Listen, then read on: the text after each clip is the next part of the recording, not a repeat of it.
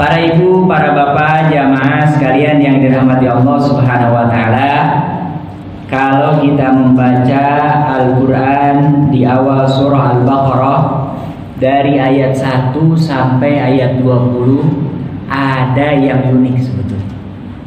Ya. Di awal Al-Qur'an Allah sudah langsung menceritakan manusia itu satu di antara tiga. Ya. Nah, tinggal nanti kita tanya diri kita masing-masing, kita ini dari golongan yang tiga masuk yang mana? Ayat pertama sampai ayat yang kelima ini yang umumnya masyarakat kita hafal, sampai ulaika humul muflihun, itu golongannya disebut al-muttaqin. Termasuk nama masjid kita ini apa? Kita berdoa mudah-mudahan kita termasuk apa? Orang-orang yang bertakwa. Ya. Kemudian di ayat yang ke-6 dengan ke-7 Allah menyebutkan ada manusia itu ya kafaru, orang-orang yang apa? Kufur, kafir. Dan yang ketiga ini yang paling berbahaya, ayatnya dibahas panjang lebar dari mulai ayat yang ke-8 sampai ayat yang ke-20 itu bercerita tentang orang yang statusnya nggak jelas. Ya, nampak dohirnya dia seperti orang muslim, sebetulnya dia lebih jahat daripada orang kafir, yaitu siapa? Al-munafiqun. Ya Allah, mudah-mudahan Allah membersihkan hati kita, jiwa kita, pikiran kita, amalan kita dari amalan orang-orang yang ahlun nifaq. Ya, mengapa Allah Subhanahu wa taala jelaskan secara panjang lebar? Karena kalau ada orang muttaqin jelas, kalau ada orang kafirin jelas. Tapi yang munafikin ini yang abu-abu nih, lahan basah ini susah. Orang muslim mau bilang dia ini kafir juga nggak bisa, tapi pekerjaannya juga merongrong dan merusak apa? Islam dan kaum muslimin. Dan itu jumlahnya jangan ditanya sekarang. Di zaman Rasulullah SAW ada atau tidak? Ada. Ya Allah. Ya, dan tidak ada yang tahu namanya persis kecuali Rasulullah SAW. Dan ada satu orang sahabat yang diamanahi oleh Rasulullah SAW, beliau sebutkan namanya. Nih, kalau ingin tahu orang munafik, fulan, disebutkan namanya. Tapi kata Rasul, ingat, jangan sebutkan nama ini kepada siapapun. Karena apa? Boleh jadi nanti dia taubat. Ya, dan ada juga yang memang sampai akhir hayat bahkan turun hayat nggak taubat. Nah, inilah sahabat yang ingin kita ceritakan. Walaupun nanti di hari kiamatnya wallahu taala alam, tapi ayat-ayat Al-Qur'an menyebutkan bahwa beliau termasuk orang-orang yang munafikin. Siapa namanya? Abdullah bin Ubay bin Salul. Ya, nah, insya Allah ini kita sering mendengar namanya. Karena para ulama sepakat bahwa orang ini walaupun dia termasuk kalangan sahabat zahirnya, karena sampai beliau meninggal memang tidak ada mengungkapkan kata-kata kufur atau tidak mengikuti Muhammad SAW. Sholat berjamaah hadir, peperangan hadir, walaupun ada beberapa nanti kisahkan di tengah jalan memprovokasi orang untuk pulang. Ya. Mengapa kita sebelum-sebelumnya selalu yang disebutkan sahabat itu contoh yang baik-baik? Nah, dalam Islam memang hukum asal orang kalau didorong untuk beramal, beribadah, berbuat kebaikan, hukum asalnya dengan targhib, dikasih motivasi. Kalau sholat berjamaah pahalanya ini, itu kalau orang sudah cukup dengan itu sudah selesai. Ya, tapi ada memang kalau targhib nggak cukup, maka boleh ditambah dengan tarhib. Apa tarhib? Diancam, ditakut-takuti. Ya, jadi kita kalau mengajari anak-anak, ngajak orang kepada kebaikan, jangan di awal sudah langsung pakai tarhib. Ya, itu biasanya memang sulit. Tapi kalau bisa di awal targhib, kalau ini pahalanya ini, kalau ini pahalanya. Ya, nah kalau tidak ada baru kita gunakan apa? Tarhib. Nah, kita pun pada pagi hari ini biasanya membahas sahabat yang semuanya baik-baik, soleh. Nah, ini kita akan membahas orang yang memang perilakunya tidak diinginkan oleh Allah Subhanahu wa taala, dan ini juga sebagaimana yang dilakukan oleh seorang sahabat Hudzaifah. Itu rata-rata sahabat itu kalau nanya kepada Rasulullah yang baik-baik, amalan apa yang paling baik? Infak kepada siapa yang paling utama? Sholat di mana yang paling baik? Ya, nah itu. Tapi ini Hudzaifah bertanya kepada Rasulullah SAW tentang yang buruk-buruk. Apa kata Hudzaifah? Makhafatan an yudrikani, saya takut tidak tahu yang buruk-buruk itu ternyata saya pelakunya. Nah, jadi kita menceritakan kisah ini bukan untuk meniru, tapi dijadikan pelajaran bagi kita. Kalau ada ciri-ciri kemunafikan, segera kita buang, ya, segera kita buang. Kalau tidak ada, alhamdulillah, dan itu yang kita harapkan dan mohon kepada Allah Subhanahu wa taala. Jamaah sekalian yang dirahmati Allah Subhanahu wa taala, Abdullah bin Ubay bin Salul ini dari keturunan kabilah namanya Al-Uzdiyah, asli orang Madinah. Ya, kabilahnya di Madinah ada dua kabilah besar, ada Khazraj, ada Aus. Nah, ini Abdullah bin Salul ini termasuk pemimpin Khazraj. Ya. Dan kita membaca sirah para sahabat Rasulullah SAW, bahkan sirah-sirah yang lain, Khazraj dengan Aus ini nggak pernah akur. Jadi kerjaannya di Madinah itu sebelum datang Rasulullah selalu apa? Berantem.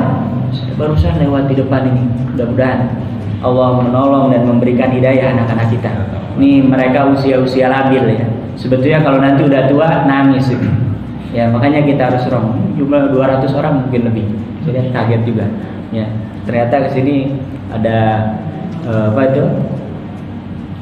Tawuran. Ya, mudah-mudahan itu mereka anak-anak muda masih labil, belum paham tentang hidup ya. Mudah-mudahan mereka ditolong oleh Allah Subhanahu wa taala. Khawatir kita mereka ada yang celaka atau apa ya. Ya Allah. Nah, ini Khazraj dengan Aus ini kerjaannya berantem ya. Sebelum datangnya Rasulullah SAW ya. Dan ketika Rasulullah SAW proses mau hijrah dan sebagian dari penduduk Madinah itu sudah masuk Islam, kan pertama 13 orang mereka menunaikan haji bai'at, masuk Islam mengikuti Rasulullah SAW. Tahun berikutnya ada 72 orang. Nah, ini mereka sepakat Khazraj dengan Aus ini, sudahlah kita masa berantem terus, capek kan? Sudah pilihlah di antara kita siapa yang kira-kira bisa jadi pemimpin. Nah, kesimpulan mereka sampai bahwa orang yang layak jadi pemimpin kota Madinah itu siapa? Abdullah bin Ubay bin Salul. Ini sudah diwacanakan, ya, sudah dicalonkan kuat, istilahnya tinggal hari pelantikan. Tiba-tiba Allah Subhanahu wa taala mentakdirkan, memerintahkan Rasulullah SAW untuk hijrah dari Mekah ke Madinah. Setelah sebelumnya beberapa sahabat mereka sudah di Madinah duluan. Nah, disinilah mulai timbul kemunafikan dalam diri siapa? Abdullah bin Ubay bin Salul. Jadi faktor yang pertama yang harus kita jauhi, yang membuat kita menjadi orang munafik itu biasanya ada unsur-unsur dunia, jabatan, harta, kesempatan. Oh ini, nah, itu mungkin. Makanya yang kira-kira kayak gitu sudahlah jauhi. Hidup kita ini sebentar. Ya. Apa begitu Rasulullah SAW hijrah dari kota Mekah ke Madinah disambut oleh orang Madinah? Sebagaimana yang sering kami ceritakan, itu anak-anak kecil ada yang sampai naik pohon kurma, ada yang sampai naik genteng-genteng rumah. Ya, kemudian disambut oleh penduduk Madinah dengan apa? Tola'al badru alaina. Ya, karena Rasulullah SAW itu setiap orang yang melihat persis itu wajah beliau seperti apa? Cahaya rembulan di malam hari. Makanya disambut. Datang ke kota Madinah, terpinggirkan Abdullah bin Salul. Yang tadinya sudah disepakati dia diangkat menjadi pemimpin, melihat Rasulullah SAW dengan akhlaknya, dengan ibadahnya, dengan ajaran yang dibawanya, perhatian semua kaum Ansor, Khazraj dengan Aus itu semuanya tertuju kepada siapa? Rasulullah Shallallahu Alaihi Wasallam. Ya, nah makanya mulai di sini Abdullah bin Salul ya menampakkan beberapa gejala-gejala kemunafikan. Jadi munafik itu sebetulnya amal qalbi, pekerjaan apa?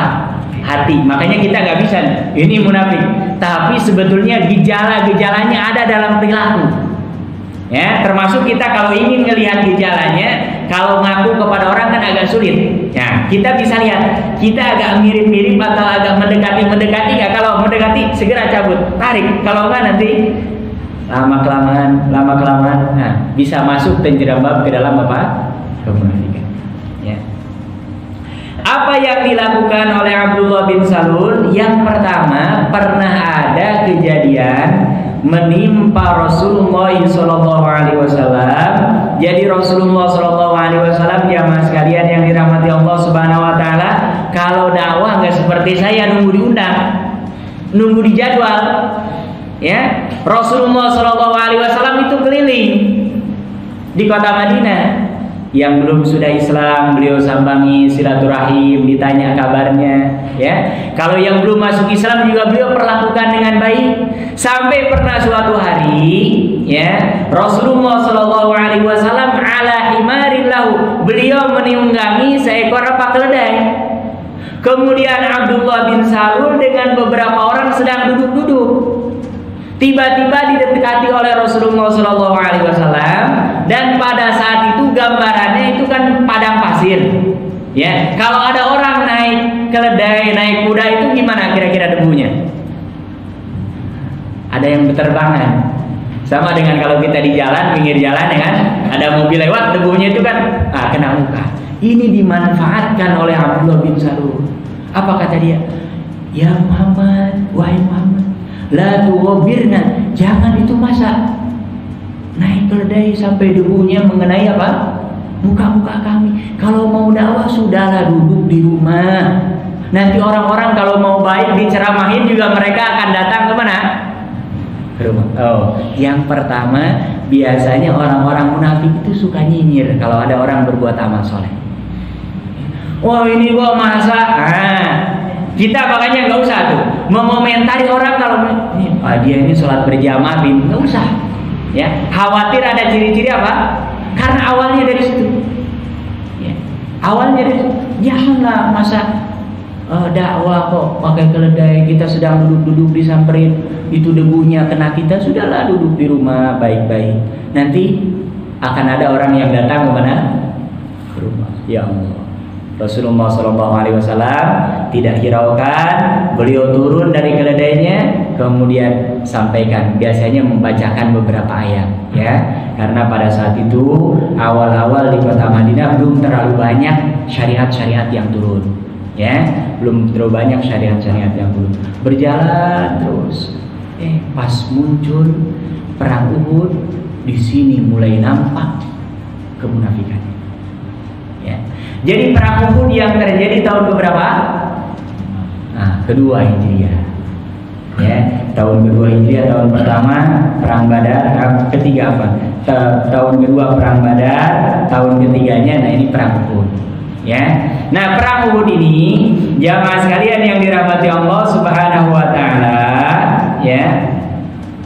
Rasulullah Shallallahu alaihi wasallam keluar dengan kurang lebih alfu jaishin, 1000 orang apa? Pasukan. Mereka jalan dari kota Madinah, dari Madinah ke Uhud itu berapa jam? Nggak jauh sebetulnya, mungkin kurang lebih nggak sampai 1 jam lah kalau kita naik bis. Ya, kan biasanya kalau yang umroh atau haji ada ziarah ke Jabal Uhud. Ya, nah itu biasanya jalan, dan pada saat itu memang, ya, makanya ada kisah-kisahnya seperti ini. Kisahnya jadi panjang karena memang tidak naik bis, tidak naik kendaraan yang bisa cepat nyampe. Makanya banyak ceritanya di jalan. Kalau kita ingin tahu seseorang, nah harus jalan bareng atau jalan bareng atau besanan atau transaksi jual beli. Itulah sikap kita yang sebenarnya, ya. Nah, mereka keluar, termasuk ada di dalamnya siapa? Abdullah bin Salul. Ya.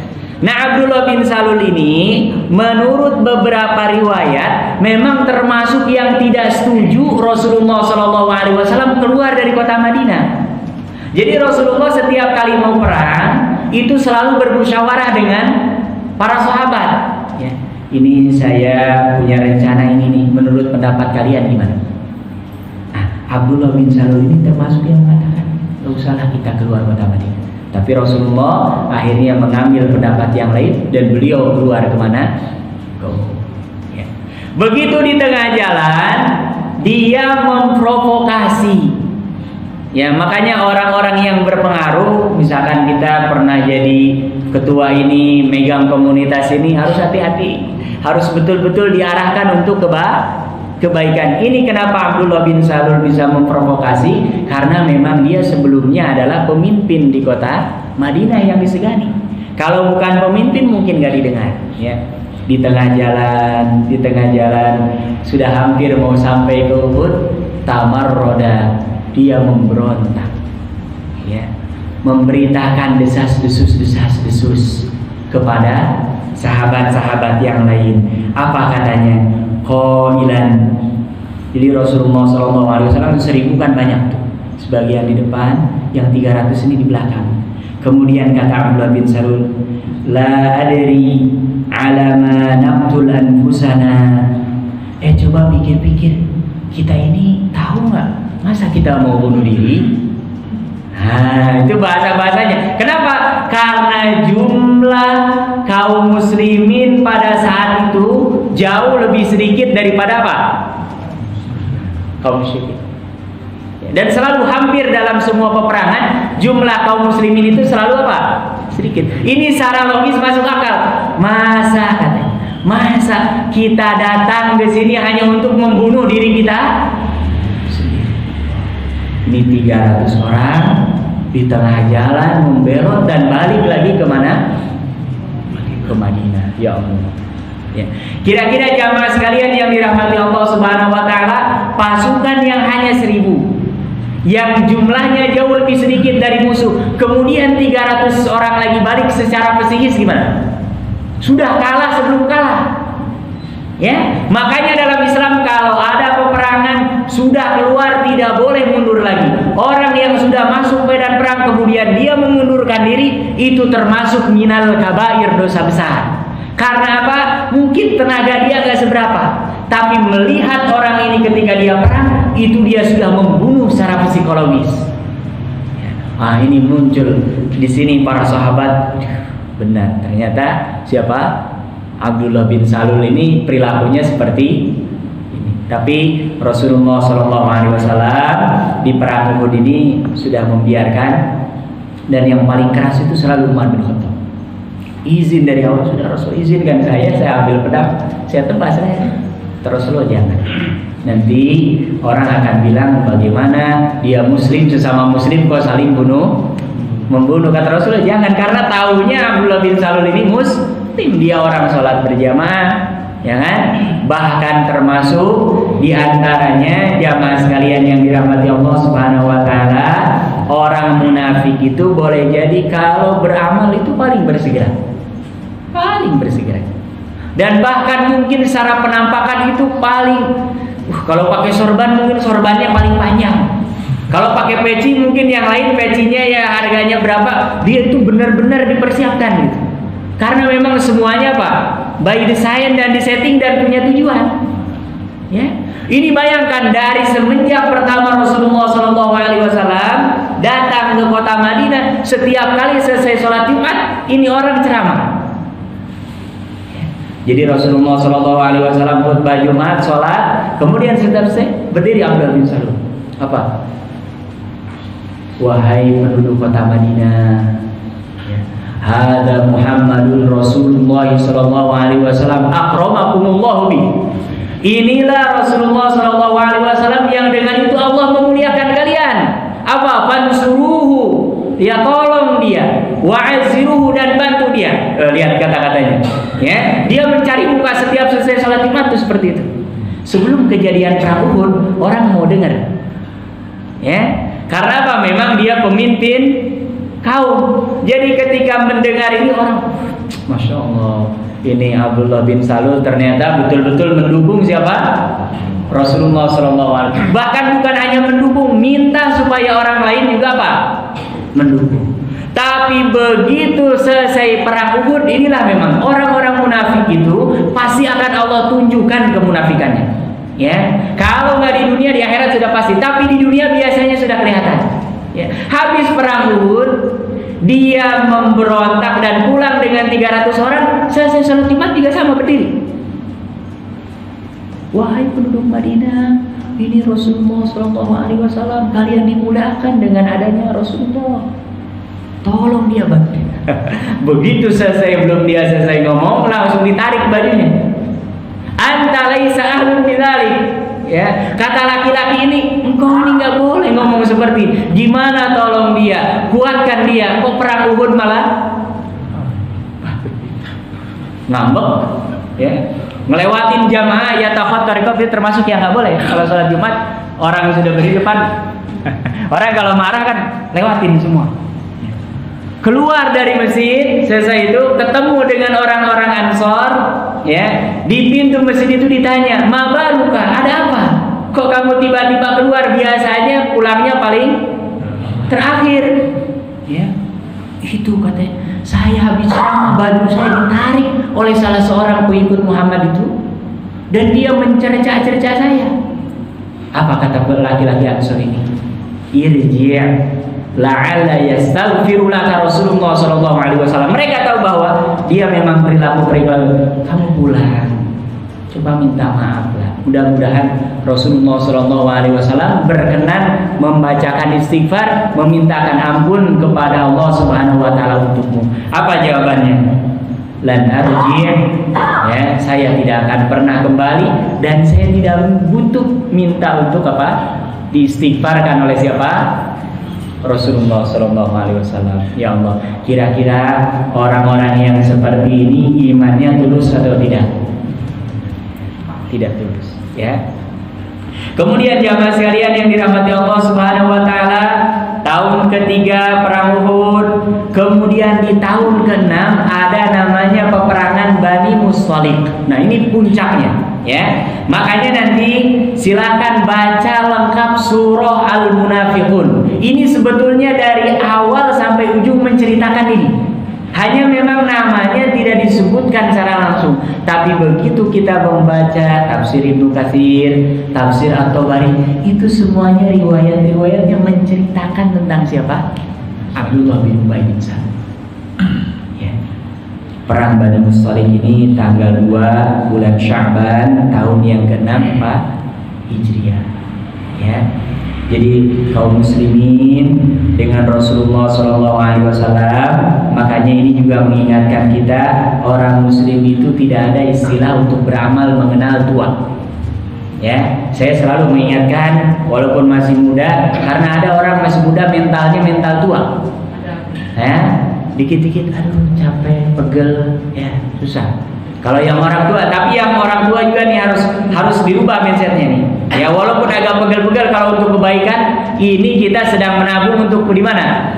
Di akhirat, kehidupan yang kekal abadi untuk selamanya. Dihitung-hitung oleh para ulama sirah, Rasulullah SAW beliau mulai perang itu kan umur 55 tahun. Ya. Nah termasuk banyak sahabat nih mau belajar Quran, udah tua gini ngucapin huruf saja susah, udahlah nggak usah. Mulai saja, dapatnya segimana, itulah memang hikmah yang diberikan oleh siapa? Pokoknya tidak boleh berhenti beramal. Ya, Rasulullah SAW berangkat dan alhamdulillah diberikan kemenangan oleh Allah Subhanahu Wa Taala. Tapi di sini Abdullah bin Ubay bin Salul, ya, kemunafikannya semakin menjadi-jadi, iri, dengki, hasud melihat pencapaian Rasulullah SAW di kota Madinah itu, dia udah gregetan. Makanya ketika pulang dari Bani Mustalik, sama dia desas-desus di hadapan orang-orang. Apa disebutkan dalam surah Al-Munafiqun itu? La yurja'na ilal madinati la yukhrijanna al-'azzu minhal adhan. Sampai disebutkan dalam Al-Quran itu apa? Sudahlah, masa ini orang pendatang dia jadi lebih kuat daripada penduduk asli. Ini kan mulai didususan itu sekarang di kita. Islam itu di Indonesia pendatang, ya. Nah itu mulai itu dicarikan logikanya, dicarikan teorinya. Dan sebetulnya bukan masalah pendatang dan gak datang, tergantung siapa yang bilang. Ya kan, tergantung siapa yang bilang, relatif gitu. Tapi ada poin yang biasanya di situ sebetulnya tanda-tanda kemunafikan, dia ingin sesuatu. Ya. Apakah layak, kata Abdullah bin Ubay bin Salul, orang yang dulu kita bantu sekarang malah lebih kuat daripada kita penduduk asli. Sudah begitu nanti kita sampai di kota Madinah, kita tunjukkan bahwa kita kuat dan kita keluarkan mereka dan kita bilang bahwa mereka ini orang lemah.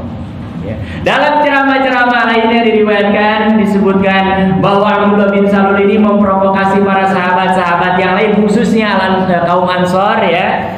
Itu sudahlah, mulai hari ini nggak usah kasih orang-orang muhajirin itu kasih makan. Yang nggak punya rumah keluarkan dia dari rumahnya. Ya, itu kan mereka bisa tinggal adem di kota Madinah karena memang apa? Kita bantu, ya, kita bantu.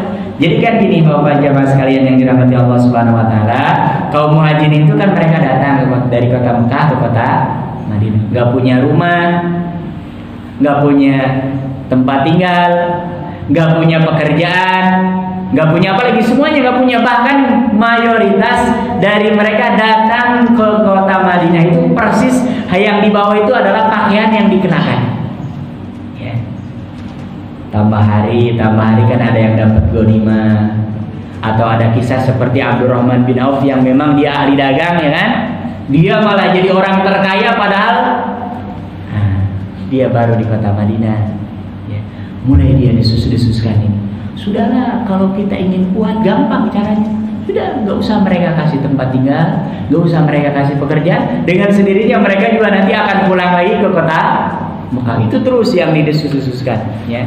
Sampai-sampai pada pulang peperangan ini, dan banyak di antara kaum muslimin yang mendapatkan ghanimah dan harus mengeluarkan zakat, itu juga diprovokasi. Ya, nggak usah keluarkan zakat. Jangan keluarkan zakat, apalagi dikasihkan kepada Muhammad dengan mereka yang berasal dari golongan muhajirin.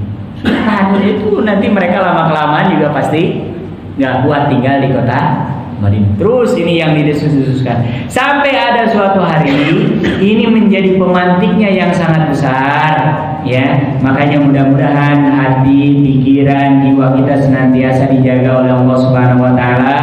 Dan cara menjaganya, sering-seringlah hadir di masjid, sering-seringlah membaca Al-Quran, sering-seringlah kita mendengar petua-petua, ceramah-ceramah dari orang-orang yang soleh, yang ikhlas dia menyampaikan ilmu, yang dengan itu insya Allah kita akan ditolong oleh Allah Subhanahu Wa Taala. Jadi semacam dalam jiwa kita itu kayak semacam sudah ada alat untuk bisa mendetek, oh ini baik, ini harus saya lakukan. Itulah memang yang kita terus ikhtiarkan dengan sholat berjamaah, hadir di majlis, ya. Nah, suatu hari ada nama seorang laki-laki dari kaum muhajirin, namanya Jahjah. Jahjah ini dia tukang ngambil air, ya. Dan memang Jahjah ini dibayar oleh Umar bin Khattab, ya. Karena Umar bin Khattab ini juga termasuk orang yang sibuk berbisnis, sibuk majlis taklim, ya. Bahkan kadang-kadang majlis taklim itu sekali datang sekali enggak, tapi dia punya teman dan gantian. Kata temannya, kalau saya nggak datang, kau datang, tolong nanti sampaikan apa yang disampaikan oleh Rasulullah. Begitu juga Umar. Nah, Jahjah ini dia ngambil air, kemudian ada satu lagi orang Ansor namanya Sinan. Ya, nah kalau Sinan ini memang asli penduduk kota Madinah, pas mau ngambil air cekcok. Ya, iktatala, itu mereka adu mulut, hampir saling membunuh satu sama lain. Kemudian apa yang dilakukan oleh Jahjah? Ya, dia berteriak, ya ma'syarul muhajirin, dia panggil kaumnya tuh. Mulai dimunculkan identitas-identitas yang nggak perlu. Wahai orang-orang muhajirin, bantu saya.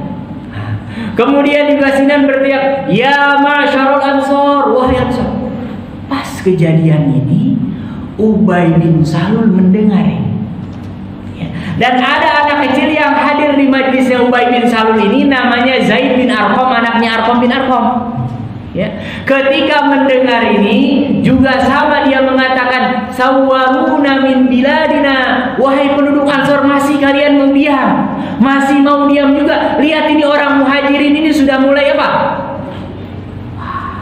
Sudah mulai macam-macam, padahal ini biladuna, ini adalah negeri kami. Ya, masih mau diam juga, tolong muhajir Ansor keluar. Ya. Kemudian hal ini disampaikan oleh Zaid yang masih anak kecil, datang kepada Rasulullah SAW. Rasulullah, saya mendengar itu tadi Abdullah bin Salul ketika ada dua orang yang sedang adu mulut, dia mengungkapkan ini. Abdullah bin Salul ini tahu bahwa anak ini pergi kepada Rasulullah SAW, ya. Kemudian apa? Mengatakan, Rasulullah, anak ini dia salah dengar. Bahasa kita ini, Rasulullah, anak ini dia salah benar. Itu tafsiran dia, itu ungkapan dia, itu saya nggak mengucapkan itu. Ya Allah, ya. Makanya sampai turun ayat Al-Quran di surah Al-Munafikun itu dari awal sampai bawah, kalau baca tafsirnya itu ya Allah, itu perilaku dia semua. Tapi yang agak sulit bagi Rasulullah SAW, makanya tadi di awal surah Al-Baqarah sampai berapa ayat? 12 ayat, ya. Orang munafik itu susah masalahnya. Kita yang muslim susah. Yang kafir juga mungkin ada yang diuntungkan juga, ada yang disusahkan juga, karena memang apa, sikapnya tidak jelas, antara itu susah. Ya. Makanya orang kita bilangnya apa? Abu-abu. Abu-abu itu gabungan antara warna yang gak jelas. Ya. Makanya sulit untuk memilahnya. Ya. Nah, akhirnya setelah diadukan kepada Rasulullah SAW, biasa yang paling depan siapa? Umar bin Khattab. Ya, Rasulullah izinkan saya ngambil pedang, biar saya penggal lehernya. Adapun urusan nanti orang Madinah, itu urusan lain. Umar kan memang kerjaannya seperti itu. Dia sebelum masuk Islam memang al-gojo, kerjaannya hantem-hantem leher orang. Dan dulu di masyarakat Mekah seperti itu termasuk hal yang biasa. Ya, karena mereka pekerjaannya seperti itu, nomaden, pindah-pindah. Yang kuat itu yang bisa mengalahkan yang lemah. Sampai akhirnya jamaah sekalian yang dirahmati Allah Subhanahu wa taala, karena puncaknya dari sini, anaknya yang bernama Abdullah izin kepada Rasulullah SAW. Ya, kalau yang tadi yang meminta itu siapa? Umar bin Khattab, orang lain. Kalau ini anaknya sendiri, satu rumah, satu sumur, satu atap, tahu persis perilaku bapaknya. Ya. Ketika bapaknya ini keluar dari kota Madinah hendak kembali, itu dia berdiri di depan pintu kota Madinah sambil mengangkat pedang. Ya, sampai sahabat yang lain kaget, "Loh, ini kenapa Abdullah?" Ya. Kata Abdullah bin Abdullah yang namanya sama. Abdullah anaknya, ya, dan juga bapaknya siapa namanya? Abdullah. Jadi ini kadang-kadang kalau membaca sirah harus hati-hati. Kalau disebutkan Abdullah bin Ubay bin Salul, lihat Abdullahnya diulang 2 kali atau enggak. Kalau yang Abdullahnya 1 kali itu bapaknya. Tapi kalau Abdullah bin Ubay bin Salul itu anaknya dan termasuk orang soleh. Ya. Apa kata dia? Saya akan mencegah bapak saya dan saya akan ingatkan dia tentang amalan-amalan kemunafikan yang mudah-mudahan dia balik. Ya, apa begitu bapaknya datang, ya, begitu bapaknya datang langsung ditodong pakai pisau, ya. Kemudian apa? Tolong segera datang kepada Rasulullah SAW, minta maaf supaya Rasulullah SAW memintakan ampun kepada siapa? Tapi bapaknya ini memang, ya Allah, susah banget, ya. Makanya hidayah itu, ya Allah, maha. Kita yang sudah punya hidayah ini jangan dijual murah. Jangan dijual murah, mahal, ya. Kalau nggak percaya mahalnya, tanyakan tuh mereka yang mualaf. Kita menganggapnya murah karena memang apa?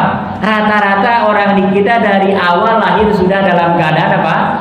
Muslim, sudah dalam keadaan muslim. Coba yang mualaf, ya Allah, perjuangannya susah, sudah masuk Islam, yang tadinya pengusaha, usahanya diputus. yang tadinya dekat dengan keluarganya tiba-tiba apa?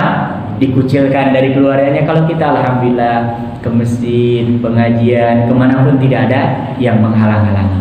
Ya, akhirnya dia lepas juga, sampai akhirnya jamaah sekalian yang dirahmati Allah Subhanahu Wa Taala, beberapa orang sahabat berusaha untuk meyakinkan Rasulullah SAW supaya orang munafik ini sudahlah diselesaikan saja.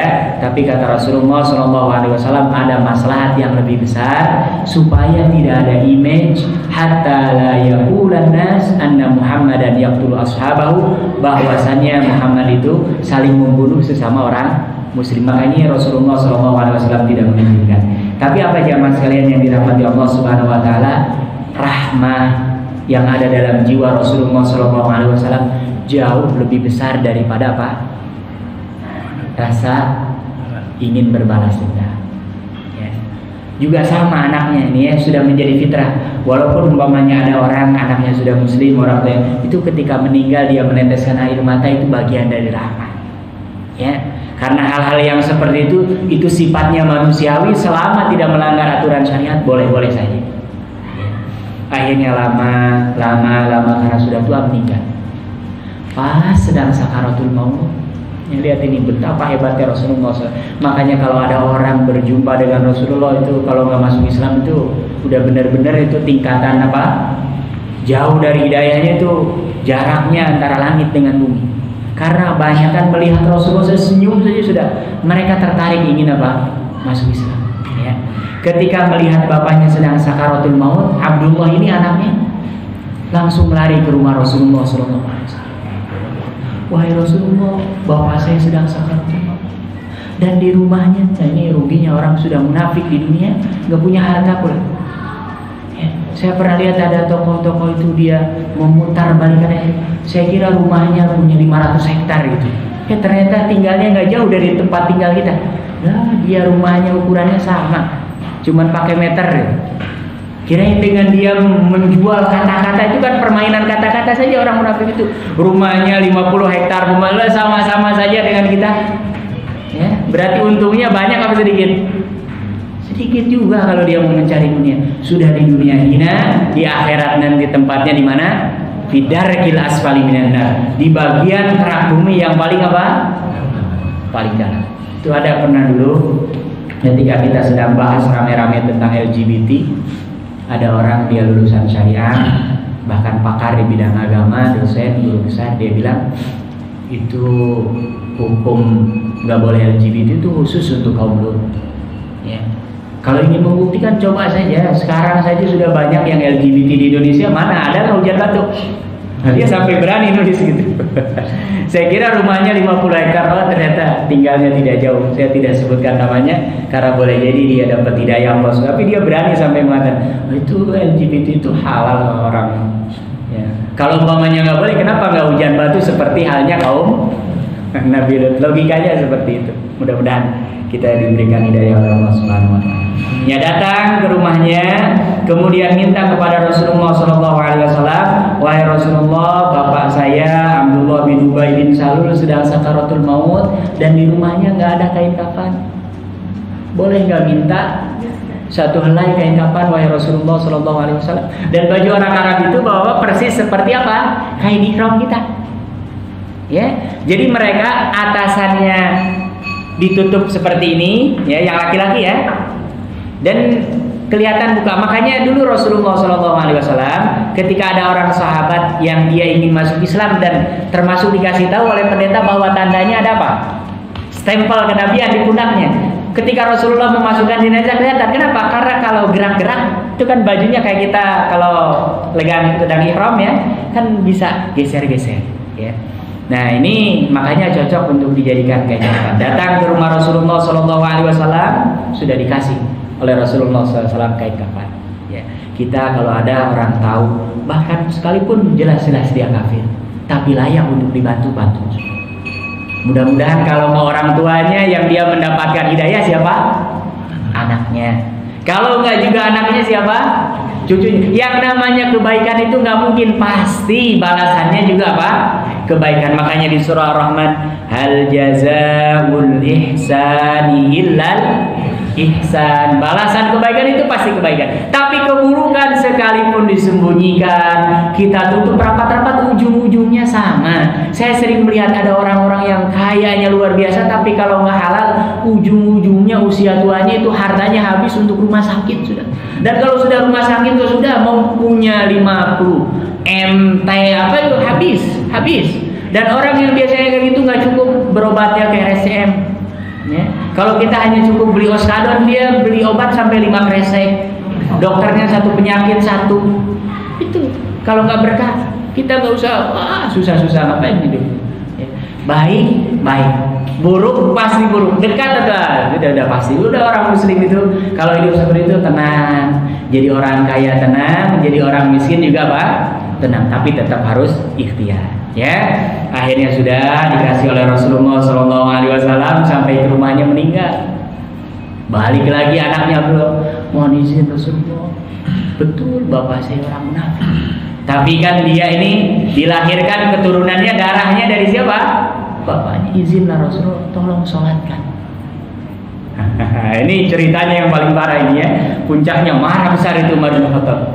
Rasulullah SAW siap-siap, dia sudah siapkan kain kafan, mandikan, bawa ke masjid, akan kita sholatkan. Umumkan kepada para sahabat, pas mau berdiri di depan jenazah ditarik baju Rasulullah oleh Umar.